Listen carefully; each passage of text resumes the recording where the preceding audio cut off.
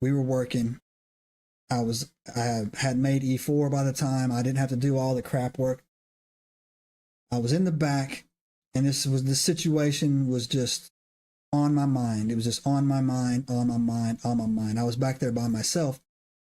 And then something just said to me, something came in my head. It wasn't a voice. It wasn't a feeling. Something just came into my head, and it said, next time, fight it with your mind. Literally, that's exactly what came into my head, right? It wasn't a sentence. I didn't look to my left or look to my right. It didn't scare me. I was calm, but it just literally said, next time, fight it with your mind. And I was like, okay. So time goes by, nothing happens. Another typhoon shows up, right? Again, I'm not married. I'm on the base. The typhoon team activates. Single guys have to go in. I'm in there, right? But this time they're like, yo, McKinney, we got enough people. You guys can go back to the barracks. I'm like, okay, sure, no problem. We'll call you if we need you, right? But they won't need us. The wind was blowing and it was raining, but it wasn't like the eye of the typhoon had hit the island yet. So I said to myself, you know what? I don't know why I did this. I said to myself, but you know what? It's time we throw it out. We have it out, man. I'm not dealing with this. I'm not going to wait for it to show back up again. And again, I had talked to my friends about this. I had talked to the girls I was dating about this. I'm not going to wait again. So I went back to the room, and I knew that for some reason during the typhoons, they got more active. So I called it out. I went back to the barracks. I don't know why I did it this way, but I was going to lay down on my bed and I was going to call it out. But for some reason, I felt like I needed to be dressed. I don't know why. I know it's weird. I got dressed. I didn't wear my shoes though. I got dressed, laid on the top. I laid on the top of my blankets. By then I'd been to Korea. I bought some really nice blankets and gave the old stuff back. Laid on top of my blankets. I laid down, closed the curtains. It was still, enough light was coming in to slightly illuminate the room, but I closed the curtains, laid on my bed, and I'm like, yo, bring it. That's literally what I said, bring it. Went to sleep, and it did not disappoint. I was woken up again. I was in a sleep paralysis, but this time it was at the foot of my bed, right beside my ankles.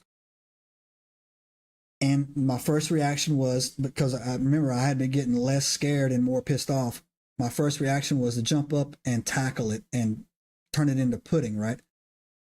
But I couldn't move. I was in that sleep paralysis state. But then again, I just remembered what was put into my head. So in my mind, I imagined myself shoving this thing in the chest as hard as possible as I could. And when I did that, it flew across the room and banged up against the wall, right? And then something even stranger happened. When it did that, in my mind, I had a moment of reprieve, like, yes, but that's not what happened. It screamed at me as loud as it possibly, it scared the shit out of me. It screamed at me as so loud, and it shot right back at me. It's super fast, right? And I did like this crazy little convulsion thing, and then I snapped out of my paralysis, and I shot up in that bed. I don't even know how, without even bending a joint, I shot up in that bed, and I was standing on top of that bed. I was breathing like I just ran a mile, and I was covered in sweat. And I freaked out. So, jumped off that bed, grabbed my keys, grabbed my shoes. I was wearing high-tech boots. I'll never forget it. Put those on, walked out, inside, jumped in my car. I was driving a black Honda Prelude.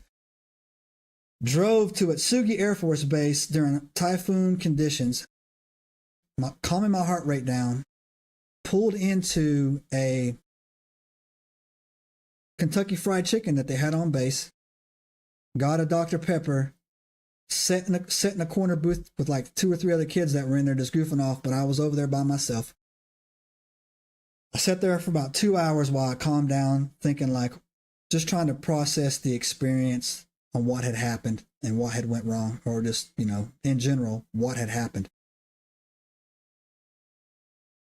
And when that was done, I called my girlfriend, told her to come to the train station, the Sage train station. I picked her up, took her back to the base. I didn't want to sleep alone. Went in there, told her the whole story. It was fine.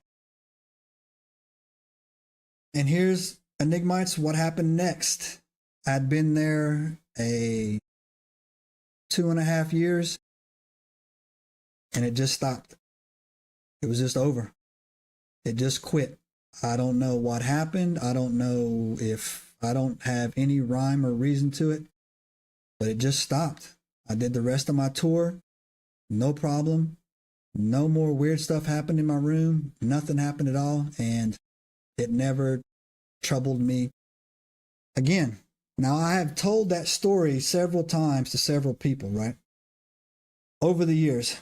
And it hasn't never changed. And I'm about to tell you a part of the story that only a few people know, that I've never told the majority of the people. My next duty station after Camisea was Naval Security Group Detachment Diego Garcia. So I landed in Diego Garcia. Diego Garcia it's a British Indian Ocean territory in the middle of the Indian Ocean. It's actually an atoll. It's built like a horseshoe. It's actually the rim of an extinct volcano. It's not an island. It's not a U.S. territory. It's a British Indian Ocean territory. I landed there. Got checked in. Same thing. I got checked in there. This time I was, a mid-level guy. I didn't have to do any weird stuff. Got moved into my room. My roommate was cool. It's great. Diego Garcia is very hot. It's tropical. I'd been there for about a month, 30 days, acclimating to the weather. I was already on my duty section. I was already doing everything I needed to do.